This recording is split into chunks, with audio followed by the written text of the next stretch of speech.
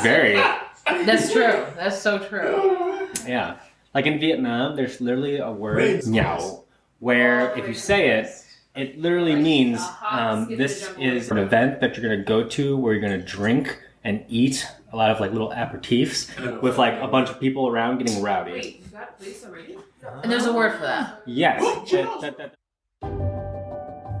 Welcome to The Why in Psychiatry, Hi, this is Dr. Mayo, CEO Fellow, where we delve into the intricate nuances of psychiatric topics. My name is Dr. Chandora, attending psychiatrist. I did my residency from University of Connecticut, and then I did my fellowship from Georgetown University in consultation and liaison.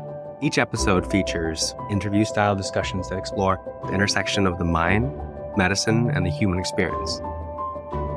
Together, we'll uncover the hidden why and the groundbreaking discovery shaping the psychiatric landscape. So grab a seat, warm beverage, tune in, and let's embark on this journey to unlock the mysteries of the human psyche. Only on The Why in Psychiatry. Okay, welcome to The Why in Psychiatry. Today will be our second episode on side effects with conventional antidepressants. And today we'll be focusing on the weight gain, the sexual side effects, hyponatremia, and withdrawal side effects. As usual, I'm your host, Dr. Amayo, and with me, we have the guru, Dr. Andrate. Say hi. Sir. Hi, how are you guys doing? Okay, so one, especially for my patients that identifies as female, one of the biggest questions they ask me is if they're going to gain weight with the medication. I sometimes use styles and try to see which SSRI is more likely to cause weight gain. And so I guess my question is, why does antidepressants in general cause weight gain? That's a good question, because this is a question that people usually ask. So the mechanism behind weight gain with antidepressant is that antidepressants that block the serotonin 5-HT2C receptors are more likely to gain weight because this particular receptor is present in your hypothalamus, the area of the brain that controls your feeding and metabolism. There's an area called arcuate nucleus. So when you block the 5-HT2C receptor, you can increase the appetite. Second is when you block the histamine receptors, can also increase that. Any medication that blocks the 5-HT2C and histamine receptors are more likely to cause weight gain. For example, your mirtazapine. And if you look at antipsychotics, your olanzapine that does that. Clozapine does that. Quetiapine does that. So that's why these medications are more likely associated with weight gain. And is it just the 5-HT2C or it has to be a combo of 5-HT2C and histamine? Either one. And doing both will make it even worse, like clozapine does both. Yes. And with the histamine, the blocking of the histamine receptors, is that also associated with the hypothalamus arcuate nucleus, or is that a different mechanism? So it is actually, everything actually basically ends up there. Okay. Because hypothalamus, exactly, which is something that controls your feeding as well as your metabolism.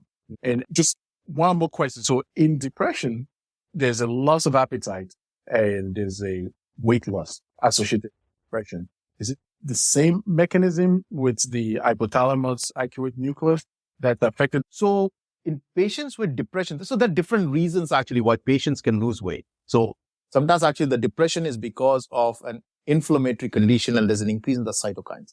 So increase in the inflammatory cytokines itself can cause decrease in the appetite. So patients who have inflammatory reaction like cancer, rheumatoid arthritis, you have too much cytokines. So cytokines can cause something called sickness behavior. And the way you differentiate sickness behavior from depression is that there are two things that are very typical of sickness behavior is anorexia and psychomotor retardation. Another reason what I think, which may or may not be true, is that serotonin actually works on receptors depending upon the concentration. So when you have a low amount of serotonin, it binds to the 5-HT1A receptors. When you have a little bit high, it binds to 5-HT2A. When you have too much serotonin, it binds to 5-HT2C receptors. So when serotonin is too low, it might be the 5-HT1 receptor that gets affected. And that's the other receptors. That's the one we want. Which is an autoreceptor, but these receptors are also present in an arcuate nucleus. Oh, okay. Yeah. But the thing that actually makes more sense in my head is actually the cytokines. That's interesting. Hedonia too, right? Like patients usually have decreased reward. So they have little satisfaction actually with eating. So that might be another reason actually that, food is not palatable. And it could just be the lack of motivation. Lack of motivation, exactly. To even do those life-sustaining like activities. Exactly. Because you are actually, as we know from our previous lectures, that you get stuck in the default mode network.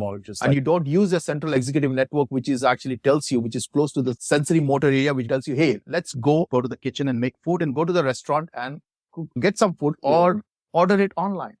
Okay. So just I want to summarize for the weight gain.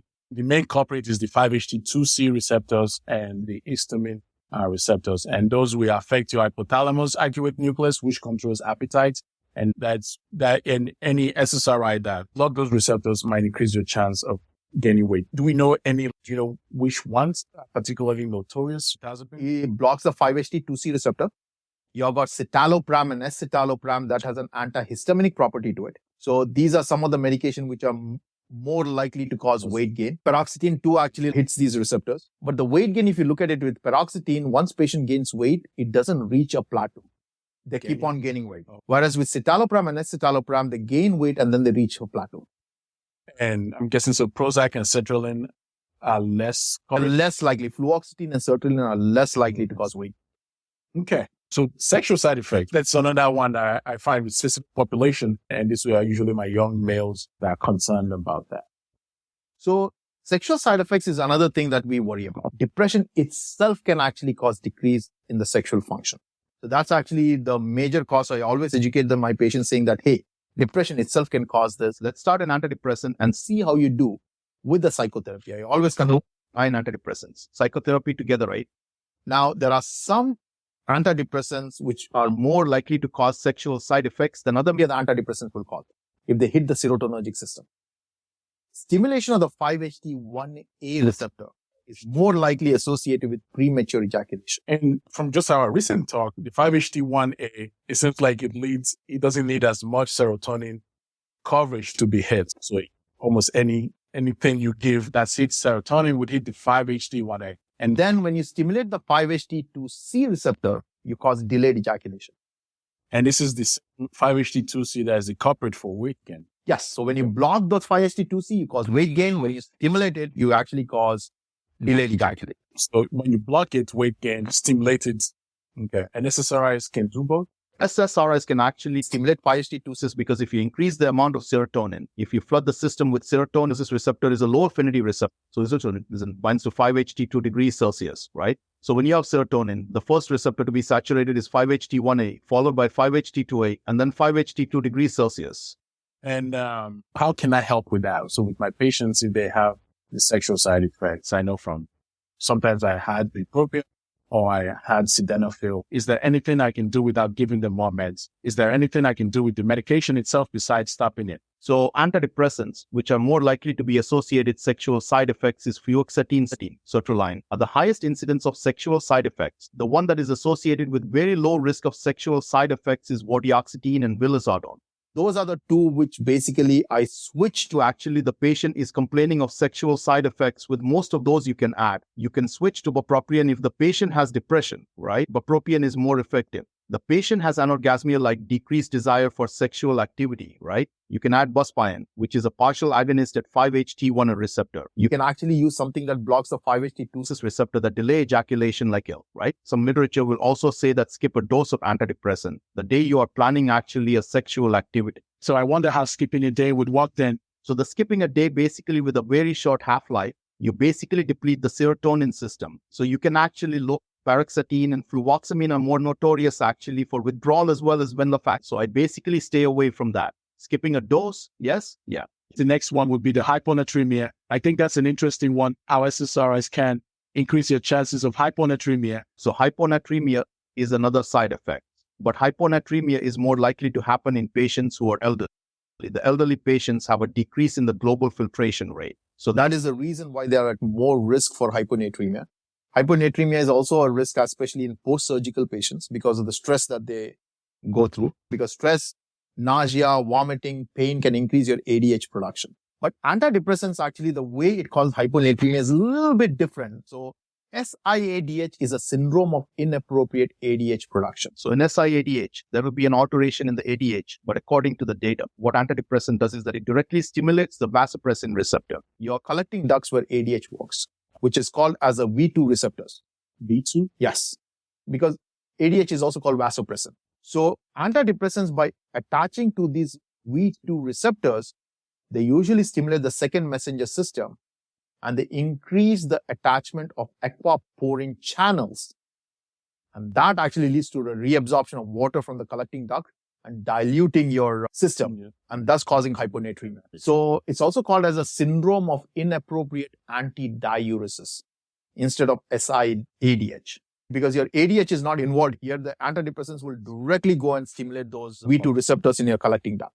Is that what ADH does? Stimulate the V2 receptors to cause more increase in aquaporin. And so the serotonin or the SSRIs goes and basically pretends to be ADH. Exactly. And so there's not an increase in ADH. It's just the SSRIs are pretending to be it. Yeah, exactly right. Instead of increasing the ADH level will be low actually, these patients. So you can't test. I just want to summarize the two we just did. So for the sexual side effects, the reason is because of 5-HT1A and 5-HT2C. And it's interesting to note that it's a stimulation of the 5-HT2C that will lead to a delayed ejaculation. And the 5-HT1A will lead to anorgasmia. So 1A will lead to premature ejaculation. 5-HT2C will lead to delayed ejaculation. Yes. And that's important to note because blocking the 5-HT2C will lead to weight gain. Yes. And I think you're also right, actually, Dr. Maya. Like stimulating your 5-HT2C can also lead to anorgasmia because when you stimulate the 5-HT2C, you decrease the amount of dopamine in your reward center of the brain. So stimulating the 5-HT2C will give you both delayed ejaculation and anorgasmia. And so that's why we get those sexual side effects. And then for hyponatremia, the issue is the SSRI pretends to be ADH, and it stimulates the V2, increase aquaporin channel, and now we are taking more water. And elderly patients and people that go in a lot of stress are at risk for this. So I think we have time, even though we have one more gross side effects, I think we can touch that another time. And that's it for today's session. Thank you for joining us. Thank you for joining us on today's episode. Our tireless team is already hard at work, cobbling together another potpourri of fascinating discussion for next week, so be sure to tune in. Visit our website and our podcast feed and let us know your thoughts on the episode. Subscribe so you don't miss our releases every Wednesday. Until next time, keep smiling, keep shining, and stay curious.